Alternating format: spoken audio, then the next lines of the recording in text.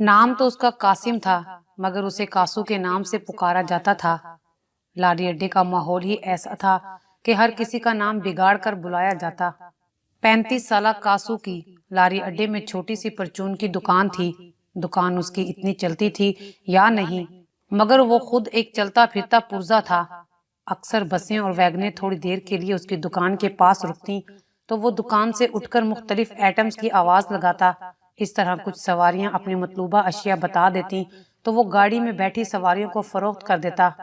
کاسو خود تو بہت ہی تیز ترار، ہوشیار، چالاک اور تیز قسم کا بندہ تھا، جبکہ اس کی 26 سالہ بیوی عالیہ بہت سیدھی سادی، شریف اور معصوم سی، صرف 8 جماعتیں پاس تھی، مگر تھی بلا کی حسین اور خوبصورت۔ سب سے بڑی بات، اس کی آواز بہت پیاری، سریلی اور دل موہ لینے والی تھی۔ عالیہ نے غریب گھرانے میں جنم لیا اور غربت زدہ ماحول میں پرورش پائی تھی۔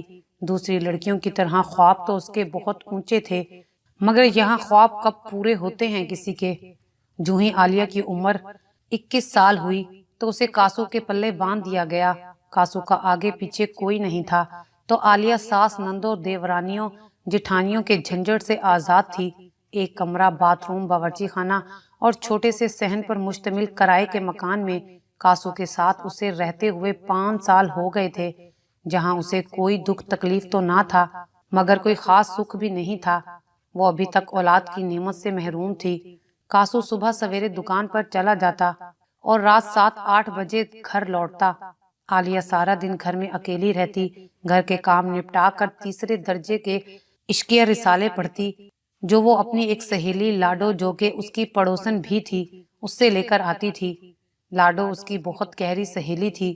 ایک دن کاسو اپنی چیزیں بیچنے کے لیے ایک بس میں داخل ہوا تو اس کی نظر ایک سیٹ کی پچھلی طرف لکھے موبائل نمبر پر پڑی، جس کے ساتھ ہی لکھا ہوا تھا پیار کی تلاش۔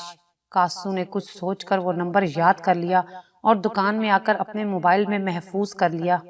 کاسو کے ذہن میں ایک شرارت آئی، اور اس طرح کی شرارتیں وہ کئی بار کر چکا تھا۔ شام تک اس نے اپنے ذہن میں ایک منصوبہ بنا لیا۔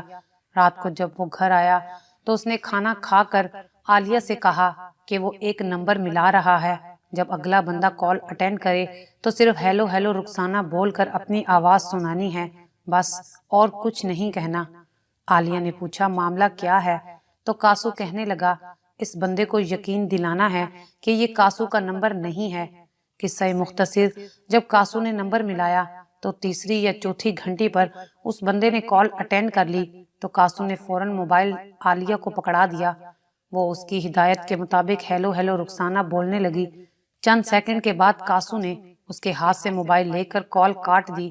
اس کی توقع کے عین مطابق 1 منٹ کے بعد جی کون اور آپ نے کس سے بات کرنی تھی کا میسج آ گیا تو کاسو نے جواب دیا جی میں نازیہ ہوں اور اپنی سہیلی رخسانہ سے بات کرنی تھی، مگر سگنل پرابلم کی وجہ سے آواز نہیں آ رہی تھی۔ اس پر اس بندے نے جواب دیا جی یہ رخسانہ کا نمبر نہیں ہے۔ کاسو نے فوراً جوابی میسج بھیجا اوہ سوری جی لگتا ہے رونگ نمبر مل گیا۔ اگلے بندے کو عالیہ کی سریلی آواز سن کر یقین ہو گیا کہ یہ نمبر کسی لڑکی کا ہے تو وہ ہاتھ دھو کر پیچھے پڑ گیا اور میسج پر میسج کرنے لگا۔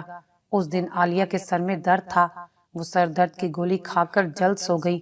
اب کاسو نازیہ بن کر اس لڑکے کے میسج کے جواب دینے لگ گیا۔ پہلے تو اس نے لڑکیوں اور عورتوں کی طرح خوب نخرے کیے، مصنوعی غصہ کیا اور اسے منع کیا کہ میسج نہ بھیجے، مگر وہ لڑکا کب باز آنے والا تھا؟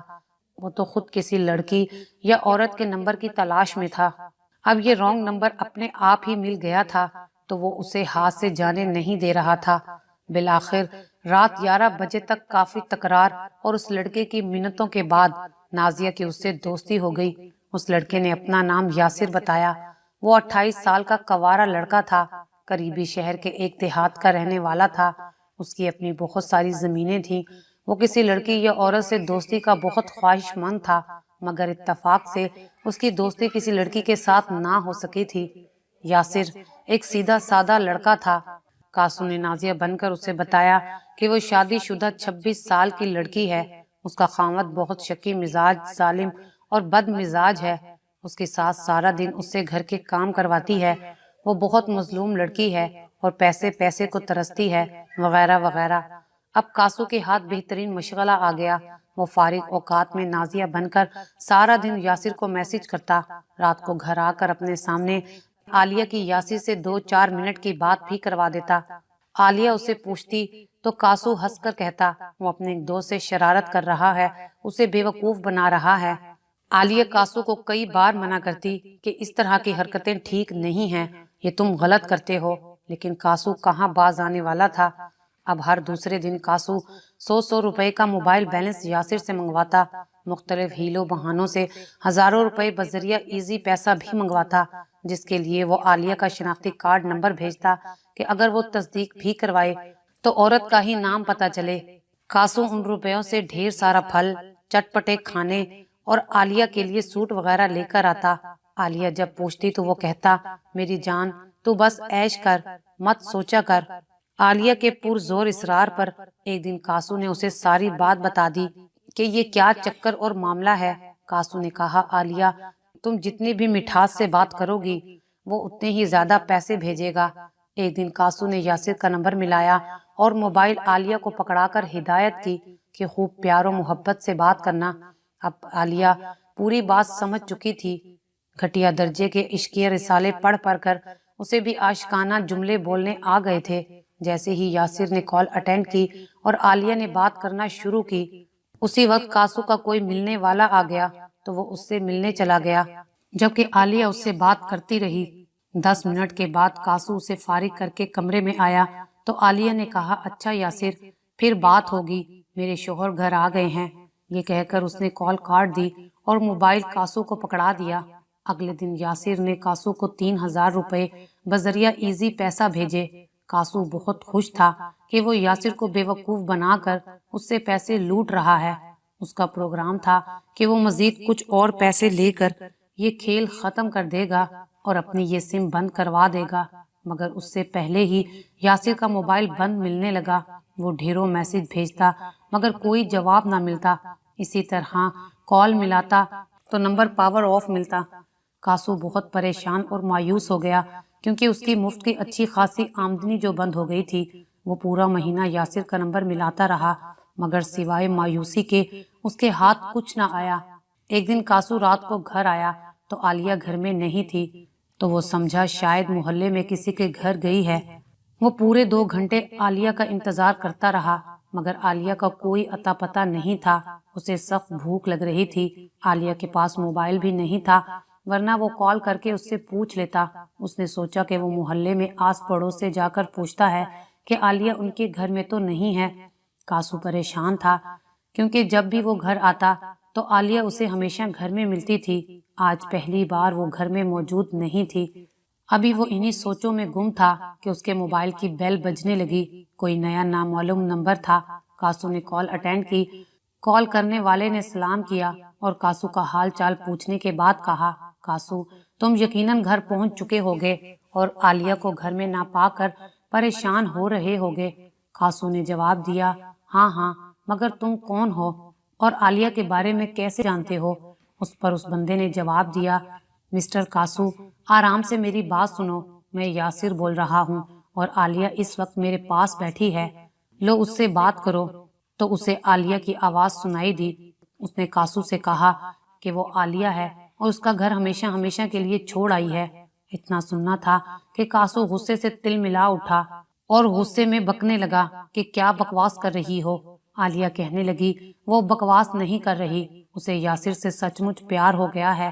تم نے تو یاسر کو بیوقوف بنانے کے لیے جو کھیل شروع کیا تھا اس کا ڈراپ سین تو ہونا تھا، باقی حقیقت یہ ہے کہ یاسر بہت پیار کرنے والا انسان ہے اور بہت امیر بھی ہے۔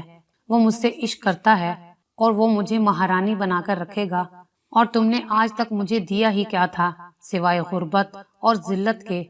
تمہاری اس طرح کی حرکتوں سے میں بہت تنگ آ چکی تھی۔ آخر میں نے ایک فیصلہ کر ہی لیا یاسر کے ساتھ جانے کا۔ کاسو ایک دم دھاڑا اور بولا بے غیرت بکواس بند کر۔ عالیہ نے ترکی بترکی جواب دیا بے غیرت میں نہیں تم ہو کاسو۔ کاسو نے حواس باختہ ہو کر پوچھا تیرا رابطہ کیسے یاسر سے ہوا؟ تو عالیہ نے بتایا کہ جس دن تم مجھے فون پکڑا کر باہر اپنے کسی ملنے والے کے پاس گئے تھے تو اس نے یاسر کا نمبر تمہارے موبائل سے دیکھ کر یاد کر لیا تھا، کیونکہ یاسر بہت محبت چاہت اور پیار کا اظہار کر رہا تھا जो आज तक तुमने कभी नहीं किया था। तुमने कभी कोई प्यार का लफ्ज नहीं बोला था। तो अगले दिन उसने अपनी सहेली के मोबाइल से यासिर को कॉल करके सारा चक्कर बता दिया था। तो 2 दिन के बाद यासिर उससे मिलने आ गया और नया मोबाइल फोन और सिम डालकर दे गया, और पूरा महीना वो घंटों फोन पर बातें करते। हम दोनों एक दूसरे के इश्क में मुब्तला हो गए। चुनाचा आज मैंने घर छोड़ दिया है। तुम्हारी कोई चीज लेकर नहीं आई। जो कपड़े पहने हैं वो तुम यासिर के भेजे हुए पैसों से मेरे लिए लेकर आए थे। अब तुम्हारी बेहतरी और इज्जत इसी में है कि चुप करके शराफत से मुझे तलाक दे दो। मैं अपनी मर्जी से तुम्हारा घर छोड़ कर आई हूँ और तुमसे तलाक मांगती हूँ। अगर तलाक नहीं दोगे तो अदालत में खुला का मुकदमा दायर कर दूंगी और तुम्हें पूरे शहर में बेइज्जत और बदनाम करूंगी।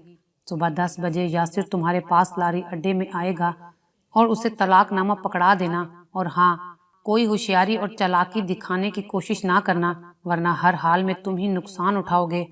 ये सुनकर कासू के पैरों तले से जमीन निकल गई। उसने लरजते हुए लड़खड़ाती जुबान से पूछा, आलिया, ये तुम्हारा आखिरी फैसला है?